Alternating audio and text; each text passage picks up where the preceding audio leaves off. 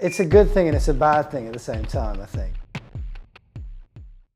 First of all, in our last conversation you told that the writing process for Dead Man's Suit took up over 10 years. Yeah. And this time? 10 months. 10 months. Yeah, it was quicker this time.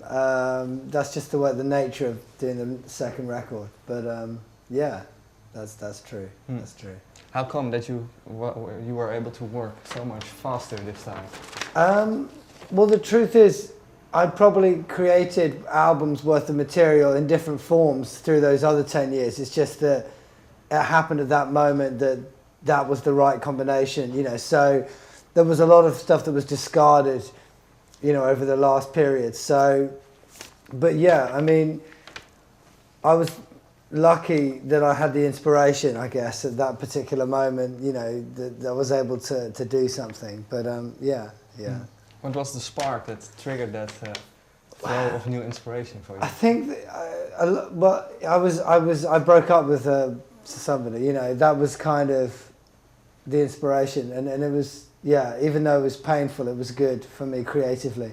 So yeah, that was, I mean, it wasn't a conscious decision, you know, to write a breakup album, but it was on my mind subconsciously, so I just ended up writing a lot of songs on that subject. Yeah. And looking back at it, was it important for you to write about it? Or? I suppose, yeah. I mean, it kind of answered the questions that I didn't even know I had, if you know what I mean. It sort of answered the questions that were going on inside my subconscious, and yeah, it gave me some clarity. What kind of questions were there? Well, I suppose acknowledging what had happened and why it had happened and the mistakes I've made, and, you know, yeah, just to let me see things in the right way, in the right perspective, you know. It's all on the album, really. Do you know what I mean? I mean, there's a song like Time to Cry, you know, it's kind of just talking about, you know, being able to see something with hindsight, you know, it's the classic thing, isn't it, you know, but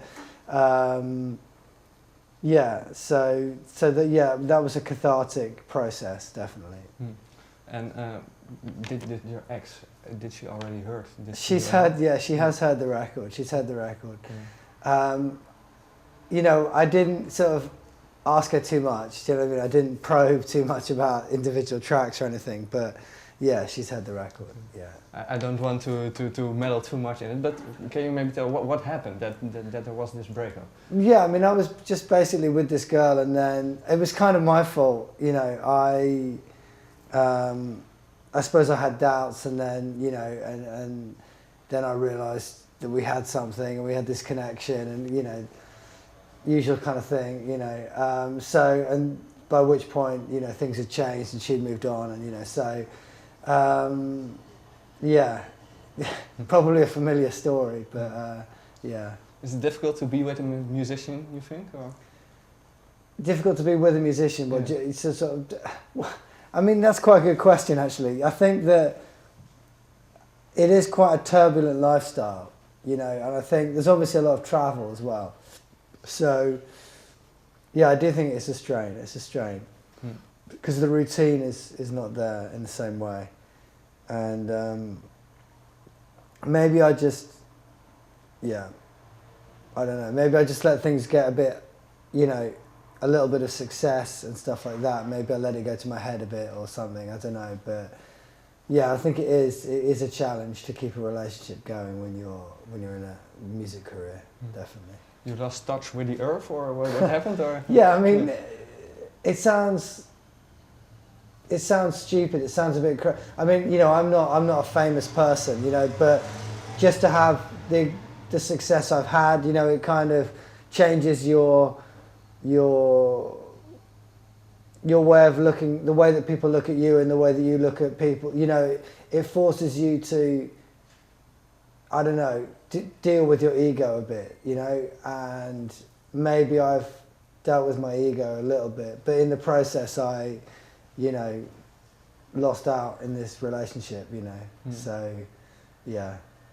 What made you realize that you maybe lost contact with yourself?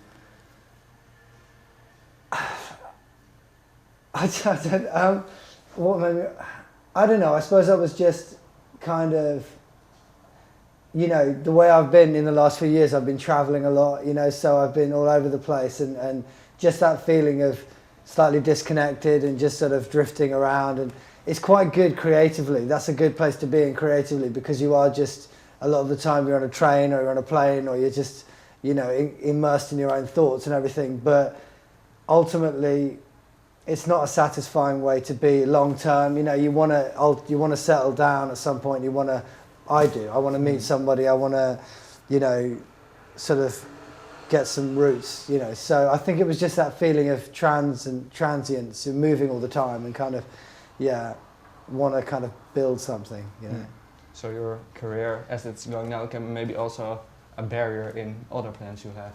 Maybe, yeah. It's a good thing and it's a bad thing at the same time. I think that's It's a bit like a power. Do you know what I mean? It's like, yeah, it can be a good force or a negative force. You know, yeah.